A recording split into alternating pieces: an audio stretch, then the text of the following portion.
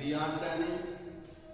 दोस्तों, अपने जो ऑनलाइन क्लासेज हैं उनमें अपना जो चैप्टर चल रहा था उसका नाम है कोऑर्डिनेशन कंपाउंड, जिसको हिंदी में कहें तो उपसय संयोजी यौगिक, यानी कोऑर्डिनेशन कंपाउंड है, या इसको हम बोले तो उपसय संयोजी यौगिक, जो अपने जो यानी सीनियर क्लास की जो केमिस्ट्री की बुक है उसमें इसका जो बोर्ड एग्जाम की दृष्टि से जो अंक भार होता है वो 3 नंबर का है। 3 नंबर को इसमें 1+2 के सिस्टम में डिवाइड कर रखा है। 1 नंबर की परिभाषा होती है और 2 नंबर का एक छोटा सवाल होता है। दोस्तों, हमने अभी तक इसी चैप्टर में कोऑर्डिनेशन कंपाउंड्स होते हैं, उपसय संयोजी यौगिक होते हैं, उनके नोमेनक्लेचर के बारे में जान लिया। नोमेनक्लेचर में हमने अभी तक खूब सारे एग्जाम्पल जान लिए, खूब सारे हमने उनके एग्जाम्पलों के हल जान लिए। आज की इस क्लास का पहला टॉपिक, या मैं कहूँ कि आज की इस क्लास का जो मेन टॉपिक है वो है समावेता, जिसका नाम है उपसय संयोजी यौगिकों में समावेता। क्या टॉपिक है बेटा? उपसय संयोजी यौगिकों में समावेता, ये आज का अपना टॉपिक रहेगा। इस क्लास में आज हम समावेता की बात करेंगे, कितने प्रकार की होती है यानी क्लासिफिकेशन की बात करेंगे। इसके अलावा एक एक समावेता को उदाहरण द्वारा समझाते हुए चलेंगे। ठीक है, अब प्रत्येक समावेता को समझाते हुए चलेंगे, उसके बाद में उससे संभावित जो क्वेश्चन होता है वो पूछ लिया जाएगा, उसको हल कर लिया जाएगा। इससे पहले मैंने कल की क्लास में कहा था आपको जो बुक के जो भी एग्जाम्पल है उन सभी के नाम लिखने हैं, चाहे वो आपको कैसा भी एग्जाम्पल रहे, जटिल रहे या इजी रहे, सभी का आपको नाम लिखने। उम्मीद कर रहा हूं आपने नाम लिखे होंगे। अब देखो, आज हम चालू करें। देखो, टॉपिक का नाम है उपसय संयोजी यौगिकों में समावेता। मेरे कहने का अभिप्राय है सबसे पहले आप समावेता की परिभाषा जरूर जान लें। किसकी परिभाषा? समावेता की परिभाषा आप जरूर जान लें कि समावेता किसे कहते हैं। तो हम लिखेंगे वे यौगिक जिनका अणुसूत्र समान परंतु या लेकिन समान होता है, लेकिन उनकी संरचना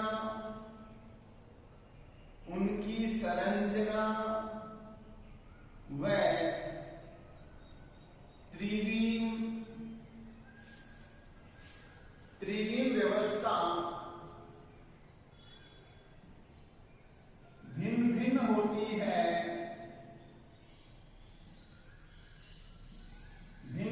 होती है, समावी यौगिक कहलाते हैं।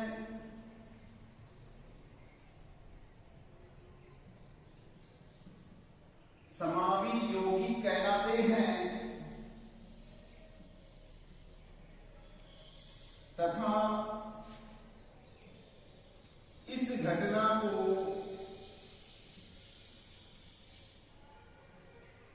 समावेता कहते हैं। बेटा, अपनी परिभाषा यानी समावेता की डेफिनेशन हमने लिखी है, वे यौगिक जिनका अणुसूत्र समान होता है, यानी उनका जो अणुसूत्र है, मॉलिक्यूलर फॉर्मूला है, वो क्या है? समान होता है, लेकिन उनकी संरचना व त्रिविम व्यवस्था क्या होती है? भिन्न भिन्न होती है। संरचना का मतलब उसका जो केंद्रीय परमाणु से जुड़े समूह हैं उनकी स्थिति क्या होती है, अलग अलग होती है। त्रिविम व्यवस्था का अभिप्राय होता है अगर उनको स्वतंत्र रूप से छोड़ दिया जाए तो वो क्या है, अलग अलग दिशाओं में अपनी व्यवस्था प्रदर्शित करते हैं। ये अपने पास किसकी डेफिनेशन होगी बेटा, समानता की परिभाषा होगी। समानता की क्या परिभाषा है, आप कहोगे वे यौगिक जिनका अणुसूत्र समान होता है लेकिन उनकी संरचना व त्रिविम व्यवस्था भिन्न भिन्न होती है, समावी यौगिक कहलाते हैं। और इसी घटना को हम क्या कहते हैं, समानता कहते हैं। अब देखो बात करेंगे वो ये है समानता का वर्गीकरण। हम लिखेंगे समानता दो प्रकार की होती है। बेटा कितने प्रकार की होती है, दो प्रकार की होती है। मैं इसकी समानता का पूरा क्लासिफिकेशन आपको बता देता हूं कि दो प्रकार कौन कौन से हैं, फिर उनके दो प्रकार हैं, उनके और भाग कौन कौन से हैं। तो देखो यहां हम लिखते हैं समानता, यहां हमने क्या लिख दिया, समानता लिख दिया। समानता के अभी हमने कहा दो प्रकार होते हैं, हमने लिखा दो प्रकार।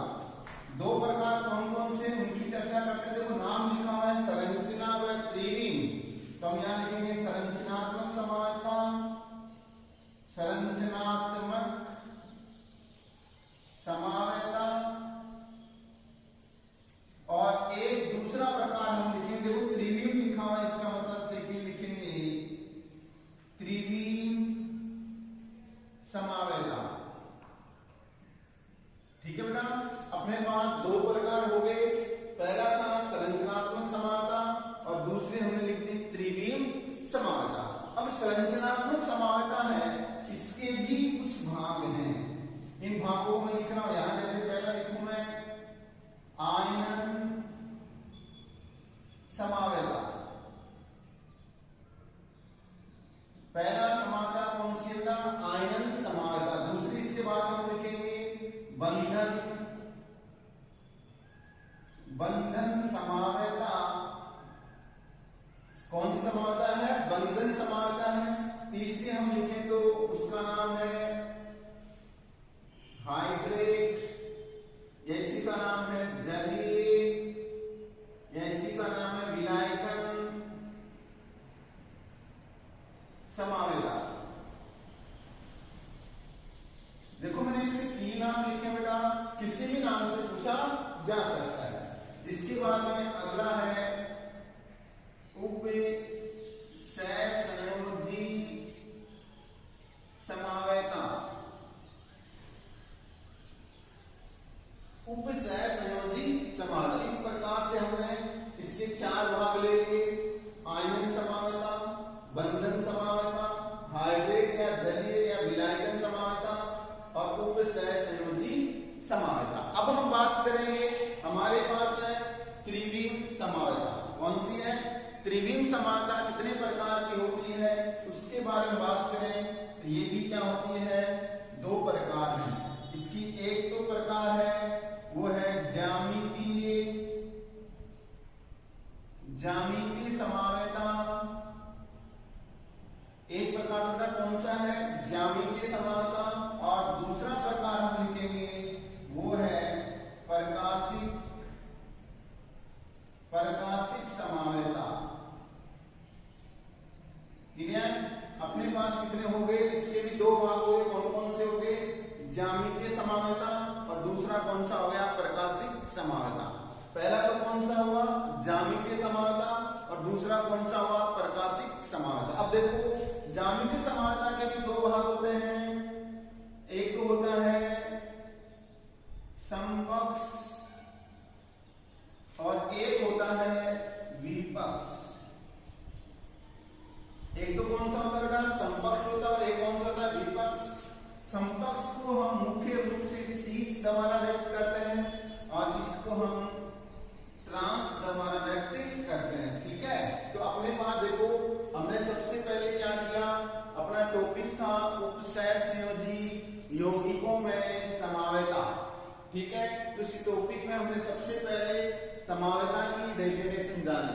जिसकी परिभाषा क्या है?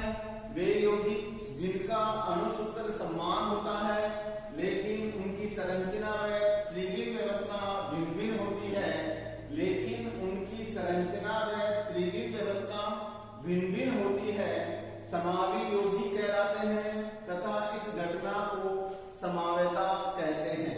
समावेता दो प्रकार की होती है। पहला प्रकार था संरचनात्मक समावेता और दूसरा प्रकार था त्रिविम समावेता। पहला कौन सा था? संरचनात्मक समावेता और दूसरा कौन सा था? त्रिविम समावेता। अब देखो संरचनात्मक समावेता को हमने चार भागों में डिवाइड किया है। पहला आयन समावेता, दूसरा बंधन समावेता, तीसरा हाइड्रेट जलीय विलायकन समावेता और उसके बाद में उपसहसंयोजी समावेता। हाइड्रेट जलीय विलायकन समावेता और लास्ट में क्या था? उपसहसंयोजी समावेता थी। ठीक है, फिर हमने कहा त्रिविम समावेता। त्रिविम समावेता को भी हमने दो भागों में बांट रखा है। कौन कौन से? पहला ज्यामितीय समावेता और दूसरा कौन सा है? प्रकाशिक समावेता। पहला कौन सा बेटा? ज्यामितीय समावेता और दूसरा कौन सा है? प्रकाशिक समावेता। ज्यामितीय समावेता के दो भाग हैं, एक तो समकक्ष और एक है विपक्ष। देखो नाम से पता चल रहा है समकक्ष, जिसमें समान समूह एक ही दिशा में होते हैं, समकक्ष कहलाते हैं। वे यौगिक जिनमें समान समूह एक ही दिशा में होते हैं उन्हें क्या बोलते हैं? समकक्ष कहा जाता है। दूसरा अपने पास है विपक्ष। नाम से पता चल रहा है विपरीत, यानी ऐसे यौगिक जिनमें समान समूह है अलग अलग दिशा में या विपरीत दिशा में होते हैं उन्हें क्या बोला जाता है? विपक्ष समावी कहा जाता है। ठीक है, ये तो अपने पास बात होगी इसके क्लासिफिकेशन की। अब हम क्या करेंगे? एक एक के बारे में वर्णन करेंगे। पहले संरचनात्मक समावेता की परिभाषा जानेंगे, फिर इसमें से आयन समावेता को उदाहरण द्वारा समझाएंगे, फिर बंधन समावेता समझाएंगे, फिर हाइड्रेट या जलीय विलयन को, जलीय या विलायकन समावेता को और उसके बाद उपसहसंयोजी समावेता को समझाया जाएगा। ठीक है बेटा, तो आप चाहो तो स्क्रीनशॉट ले सकते हो। इसके बाद हम आगे बात करेंगे, ले लिया होगा। इसके बाद हम बात करते हैं आगे।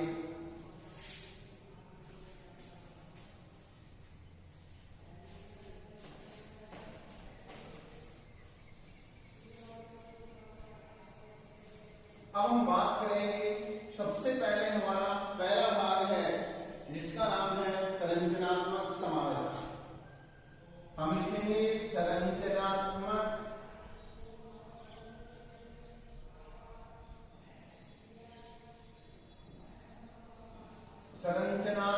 समावेता। ये अपना पहला बिंदु है। इसकी सबसे पहले डेफिनेशन देखेंगे, इसकी परिभाषा जानेंगे कि संरचनात्मक समावेता किसे कहते हैं।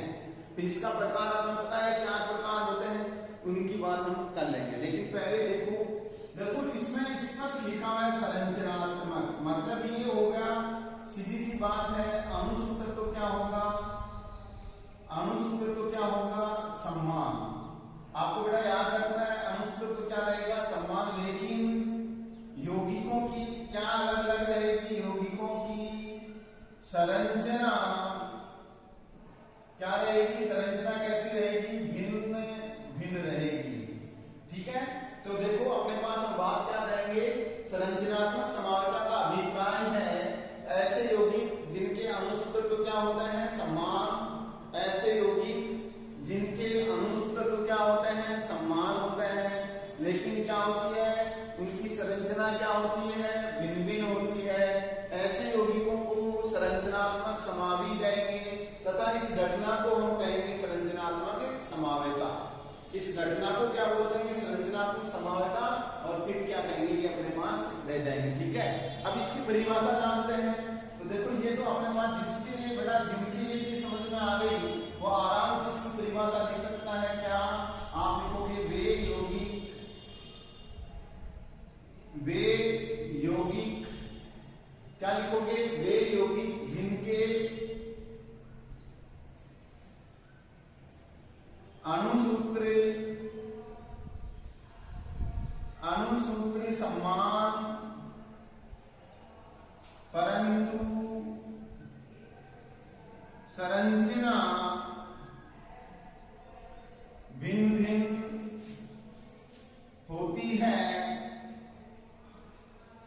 संरचनात्मक या संरचनात्मक समावी, संरचनात्मक समावी कहलाते हैं।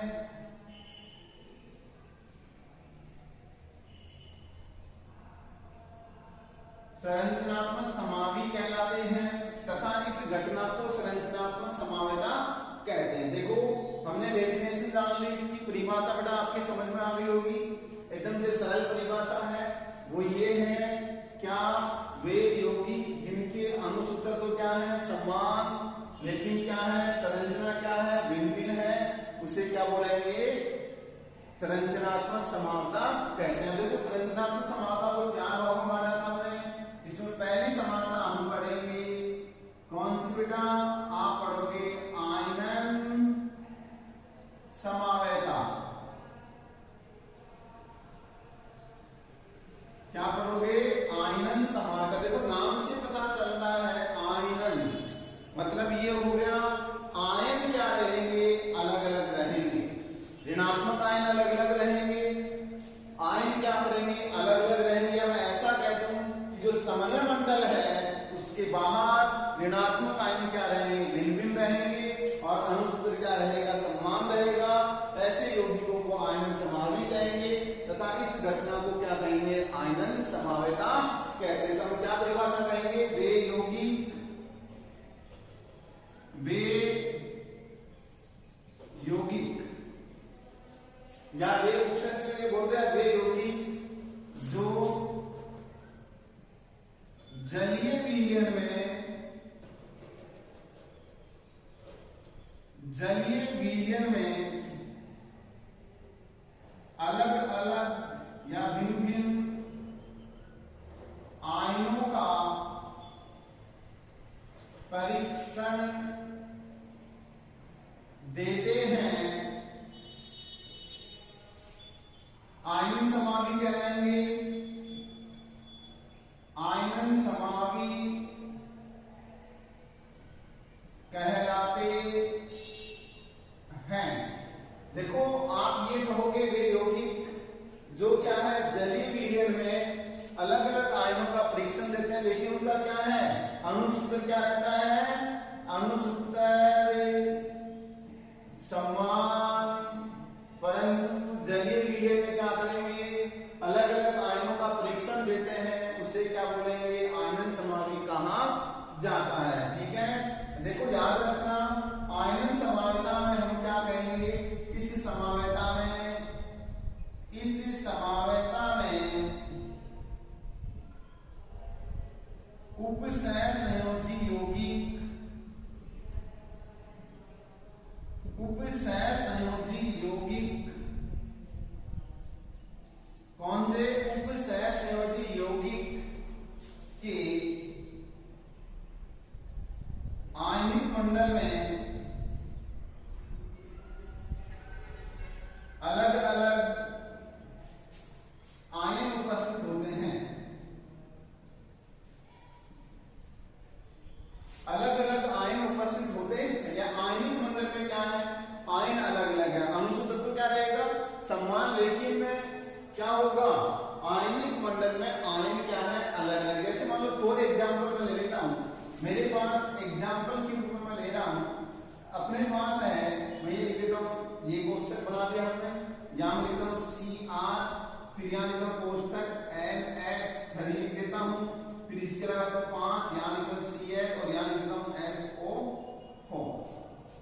ये अपने पास एक संकुल कंपाउंड है, ये क्या है कि संकुल कंपाउंड है। ठीक है, इस संकुल कंपाउंड का नाम देखिए, पहले नाम लेते समय आप पहले क्या करोगे ऑक्सीकरण निकाल लो, अक्स हो गया, ये पूरा पूरा क्या होगा 0 0 5 5 0 हो गए, क्लोरीन का -1 और सल्फेट का -2 बराबर क्या हो गया 0।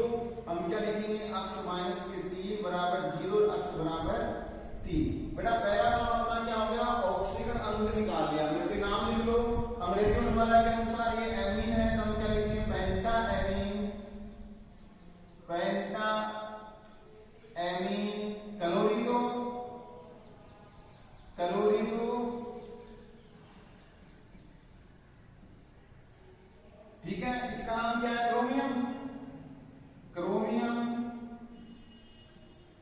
अब हम क्रोमियम लिखते हैं, लेकिन इधर क्या है, ऋणात्मक मंडल परसेंटेज, इसका मतलब ये क्या है, धनात्मक मंडल है या धनात्मक आयनिक समूह है। फिर कोष्टक में लगाएंगे, क्या आएगा, 3 के लिए क्या लगा दो, 3, फिर इसका नाम लिख दो सल्फेट।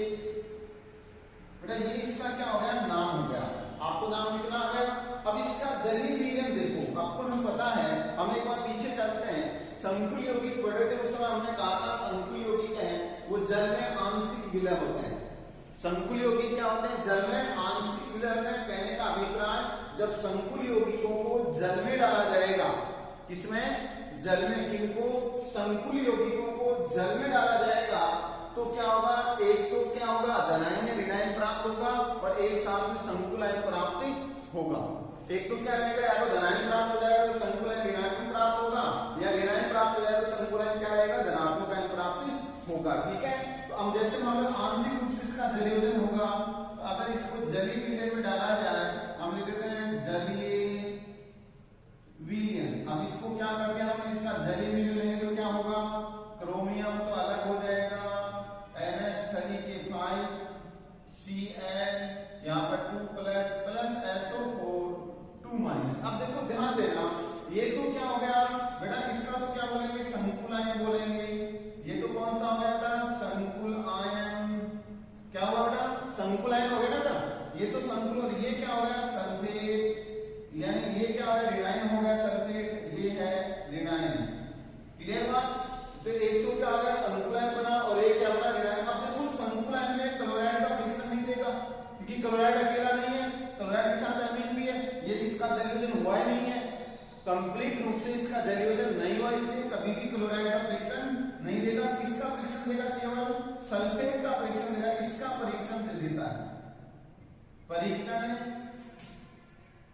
देता है, किसका देगा, केवल और केवल किसका परीक्षण देगा, सल्फेट आयन का परीक्षण देगा। अपने को ये पता चल जाएगा इसमें सल्फेट प्रेजेंट है, लेकिन कभी क्लोराइड का परीक्षण अपने को नजर नहीं आएगा। लेकिन अब इसमें ध्यान देना, एक क्रोमियम, एक 5 एमीन, एक क्लोराइड और एक सल्फेट, इसी का दूसरा यौगिक बने। दूसरा यौगिक अगर हम बना लें, जैसे मान लो मैं इसको यहाँ यहाँ लिखता हूँ NH3 5SO4 Cl।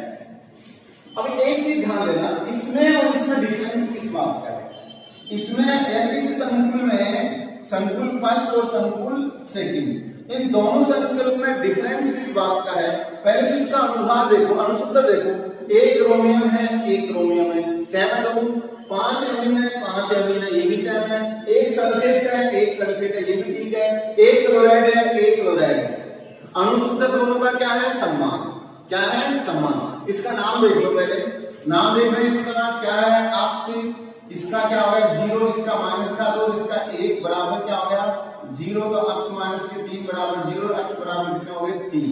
बेटा याद रह जाएगा, ऑप्शन निकालना आ गया आपको, ठीक है। अब इसके बाद हम क्या करेंगे, इसका नाम लिखेंगे, नाम लिख देते हैं, सिंपल सा है नाम, क्या अंग्रेजी में वाला करंट में तो आप करेंगे सबसे पहले लिखोगे पेंटा, फिर लिखोगे एमीन।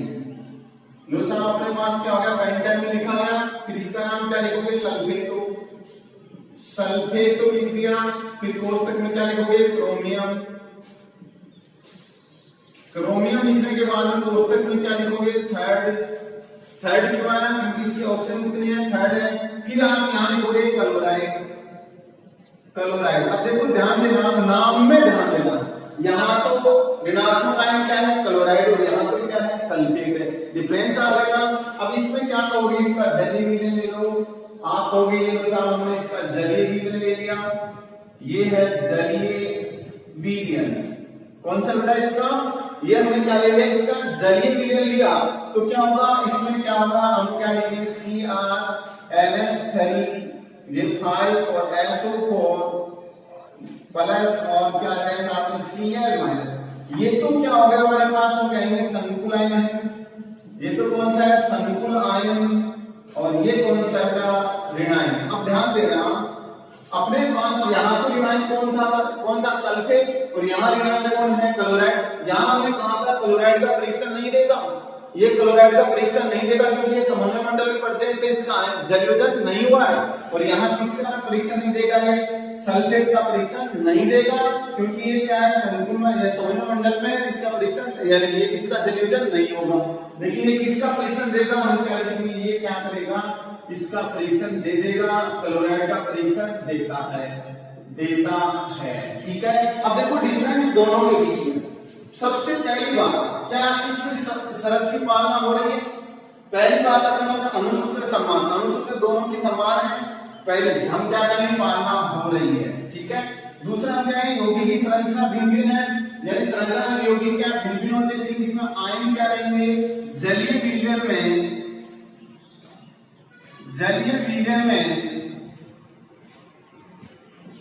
अलग अलग आयन रहते हैं, आयन। ठीक है। अब देखो जलीय विलयन में यहाँ पर कौन सा आयन है, सल्फेट आयन का क्या टेस्ट दे रहा है, यहाँ किसका दे रहा है, क्लोराइड आयन का टेस्ट दे रहा है। तो दोनों क्या है, आयन अलग अलग मिल रहे हैं अपने को। तो ऐसे यौगिकों को हम क्या कहेंगे, आयनन समावि कहेंगे। और इस घटना को क्या बोलते हैं, आयनन समावता कहते हैं। इस घटना को क्या बोलेंगे बेटा, आयनन समावता बोलेंगे। और ऐसे यौगिकों को क्या बोलेंगे, आयनन समावि। कई बार एक प्रश्न पूछ लिया जाता है कि इसका आयनन समावि कौन सा है, तो ये है, इसका आयनन समावि कौन सा है, तो ये है। दोनों क्या है, आयनन समावि। कई बार अपने से ये दे देता है, ये क्वेश्चन देकर कहेगा कौन से आयन का परीक्षण देगा, तो याद रहे ऐसी सिचुएशन में आपको केवल और केवल आयनिक मंडल वाले आयनों की बात करें, बाकी किसी भी आयन की बात नहीं करनी है। जैसे मान लो मेरे पास एग्जाम्पल चेंज कर देता हूँ, एक एग्जाम्पल और ले लेता हूँ जिसकी सहायता से आपको ये पता चल जाए कि जलीय विलयन में कौन से आयनों का परीक्षण देगा और कौन से आयनों का परीक्षण नहीं देगा। इस चीज का अपने स्पष्टीकरण हो जाए, ये चीज अपने स्पष्ट पता चल जाए तो अच्छा रहेगा। कंप्यूटर की दृष्टि से कई बार इसमें से सवाल आ जाता है, कंप्यूटर में कई दफा इसके बारे में क्वेश्चन कर लेते हैं कि बताइए ये किसका परीक्षण देगा, ये किसका नहीं देगा, ये कैसा है, क्या है, इनके बारे में पूछ लिया जाता है। देखो जैसे मान लो मेरे पास एग्जाम्पल के रूप में है, मैं क्रोमियम के स्थान पर लिख देता हूँ।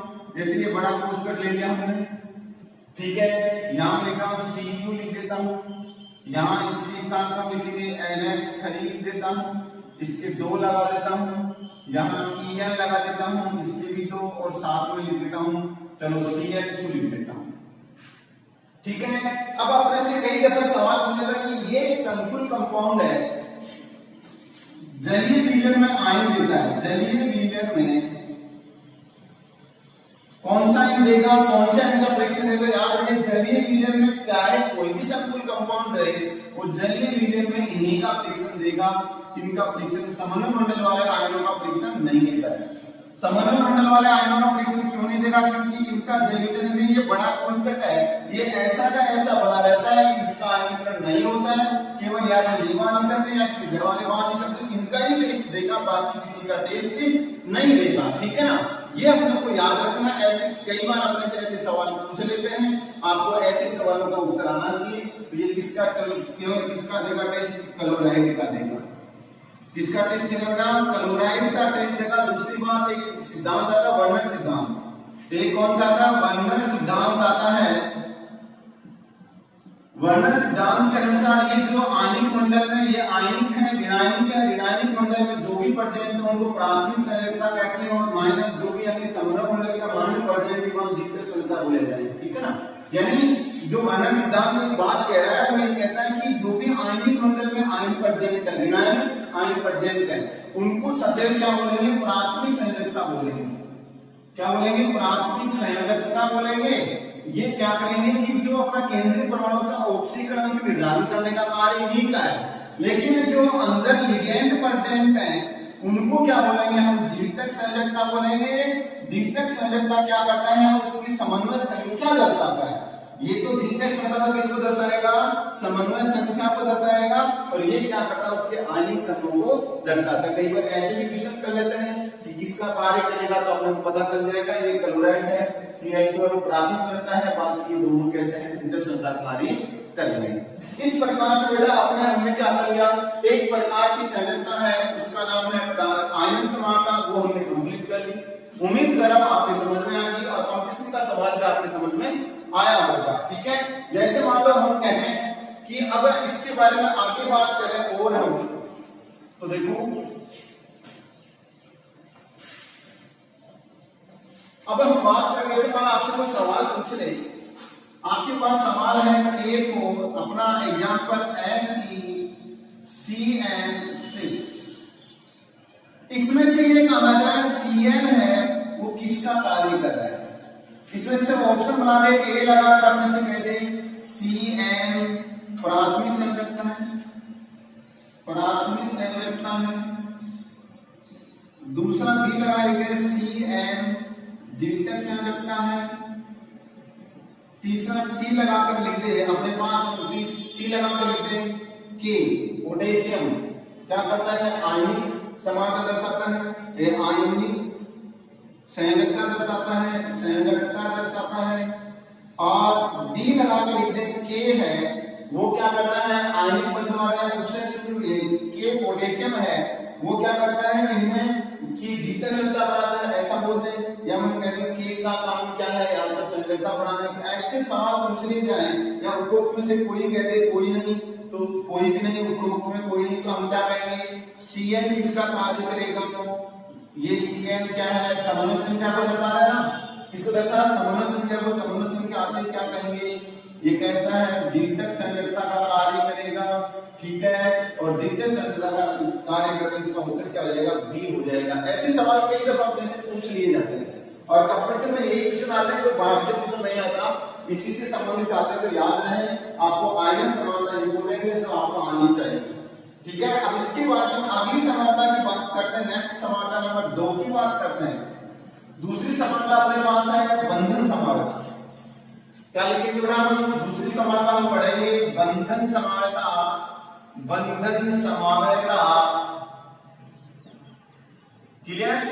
दूसरी समानता कौन सी बेटा, आप क्या पढ़ोगे दूसरी समानता रूप में बंधन समानता पढ़ेंगे, या मैं ऐसा कह दूं कि बंध किस प्रकार का बन रहा है, कौन से परमाणु से बन रहा है, क्या बन रहा है उससे बता, उसके बारे में पढ़ेंगे। देखो सबसे पहले यह समानता,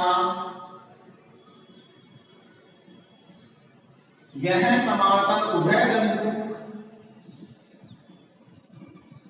लिगैंड युक्त संकुल यौगिक प्रदर्शित करते हैं।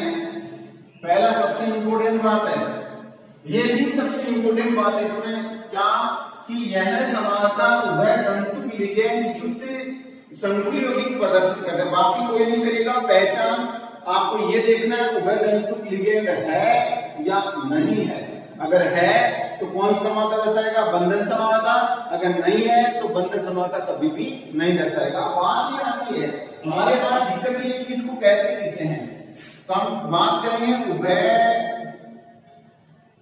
तंतुक लिगैंड की बात करेंगे, इसकी परिभाषा हम बात करेंगे। तो हम क्या लिखेंगे, वे लिगैंड जिनमें दाता परमाणु की संख्या, दाता परमाणु की संख्या, वे लिगैंड जिनमें दाता परमाणु की संख्या, कौन से परमाणु संख्या, दाता परमाणु की संख्या 2 या 2 से अधिक होती है, लेकिन दाता परमाणु संख्या 2 या 2 से अधिक होती है, लेकिन एक समय में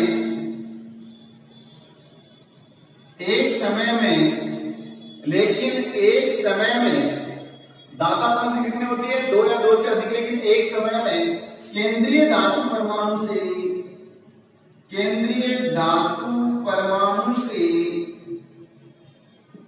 एक ही दाता परमाणु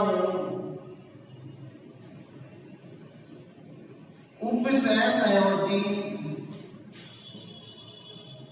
बंध द्वारा जुड़ा होता है।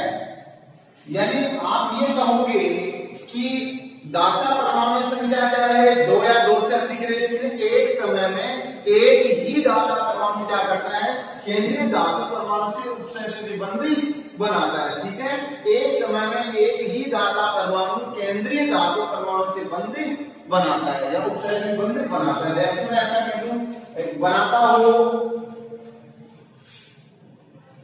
उन्हें उभयतंतुक लिगैंड कहते हैं। उभयतंतुक लिगैंड कहा जाता है। ठीक है, अब हम बात करते हैं, जैसे एग्जाम्पल की बात करते हैं। मेरे पास है C�triple देखो इसमें लॉन्ग परसेंट है, इसकी संख्या पूरी नहीं है, तो ये क्या पीछे बंद बना देगा। अब इसमें ये भी बंद बना सकता है ऑप्शन लिए, और ये भी मेटल के साथ बंद बना सकता है। सपोज कीजिए ये मेटल के साथ बंद बना रहा है ऑप्शन डी, इसके लिए क्या बोलेंगे, इसको साइनाइड बोलेंगे, साइनो समूह बोलेंगे, क्या बोलेंगे, साइनो, क्योंकि कार्बन बंद बना रहा है। अगर यही ऐसा हो जाए एन और बंद बना ले नाइट्रोजन से, और तो हम क्या लिखेंगे, क्या बन जाएगा बेटा, हम इसको क्या बोलेंगे, आइसो साइनाइड या आइसोसाइनो कहा जाएगा। इसी प्रकार से हम कहें, अपने पास है NO2, इसका नाम है नाइट्रिनो। अगर इसमें N मेटल से बंद बना है तो इसको बोलेंगे N-नाइट्रिटो, और अगर इसके स्थान पर N के स्थान पर O बंद बना है तो इसको बोलेंगे O-नाइट्रिटो। क्या बोलेंगे, इसको O-नाइट्रिटो कहा जाएगा। अगर मान लो ये अपने पास ऐसे लिगैंड संकुल यौगिक में प्रेजेंट है, तो आप उसको ये कहोगे उसमें उभयतंतुक बंधन समानता प्रेजेंट है, वरना प्रेजेंट नहीं है। अब इसमें कहने का अभिप्राय ये हो गया, बंध बनाने वाले परमाणु अलग अलग रहेंगे। कौन से परमाणु अलग अलग रहेंगे, बंध बनाने वाले परमाणु क्या रहेंगे, अलग अलग रहेंगे। ये आपको जानना, बाकी कुछ भी नहीं जानना है। ठीक है, बंध बनाने वाले इसमें जैसे कार्बन है तो इसमें कौन है, नाइट्रोजन है, इसमें नाइट्रोजन, इसमें कौन है, ऑक्सीजन है। तो बंध बनाने वाले परमाणु क्या रहेंगे, अलग अलग रहेंगे। जैसे एक एग्जाम्पल के द्वारा इसको समझा देता हूं, इस समावेता को एक एग्जाम्पल द्वारा हम समझा लेते हैं। देखो सिंपल सा एग्जाम्पल ले लेते हैं जो आपके समझ में आ जाए, काफी है। कैसे, देखो एग्जाम्पल हम लिखते हैं, जैसे यहां लिखा मैंने सियान लिख दिया, सियान की यहां लिख देता हूं NH3 लिख देता हूं, इसके मैंने 5 लगा दिया और यहां लिखता हूं NO2 लिख दिया, कोष्टक बंद कर दिया और कहा ये दोस्तों ये एक संकुल कंपाउंड है। और दूसरा संकुल कंपाउंड में ऐसा कहता हूं, ये है Cr, यहां लिखता हूं NH3 के क्या लिखता हूं 5, और इसको लिखता हूं ONO लिख देता हूं, फिर यहां Cl। क्लियर।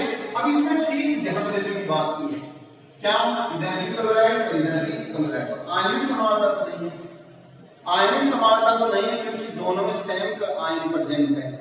कोष्टक से बाहर क्या है, आयनिक मंडल में सेम आयन, तो क्या आयनिक समानता तो नहीं है। अब देखो अणुसूत्र, देखो क्रोमियम NH3 के पास, NH3 के पास NO2 Cl2 Cl2, अणुसूत्र दोनों का क्या है, अणुसूत्र क्या है, समान। अब देखो दाता परमाणु, देखो इसमें यहां क्रोमियम से कौन बंध बना रहा है, सीधा N बना रहा है, इसको तो क्या बोलेंगे, N क्रोमियम बोला जाएगा। यानी N बंध बना रहा है, बंधन यानी बंध कौन बना रहा है, नाइट्रोजन, और इसमें बंध कौन बना रहा है, ऑक्सीजन बना रहा है। ये कौन सा है, उभयतंतुक लिगैंड है, और ये भी कौन सा है, उभयतंतुक। जब उभयतंतुक लिगैंड प्रेजेंट है तो इस सिचुएशन में हम उसको क्या कहेंगे, ये कैसा है, आप क्या कहोगे, इसमें बंधन समानता प्रेजेंट है। बंधन समानता का अभिप्राय होगा ये इसका बंधन समावी है और ये इसका बंधन समावी है, इसमें उभयतंतुक लिगैंड प्रेजेंट है। ठीक है बेटा, अपने पास समानता हो गई दो, एक तो आयनिक समानता कंप्लीट हो गई और एक हो गई बंधन समानता। ठीक है, इसके बाद में हम अगली क्लास में बेटा हम पढ़ेंगे कौन कौन सी दो समानता जो बची है, कौन कौन सी जलीय समानता बची है और एक उपसैसन समानता। उसके बाद हम साथ में पढ़ेंगे कौन सी त्रिविम समानता भी पढ़ेंगे। ठीक है बेटा।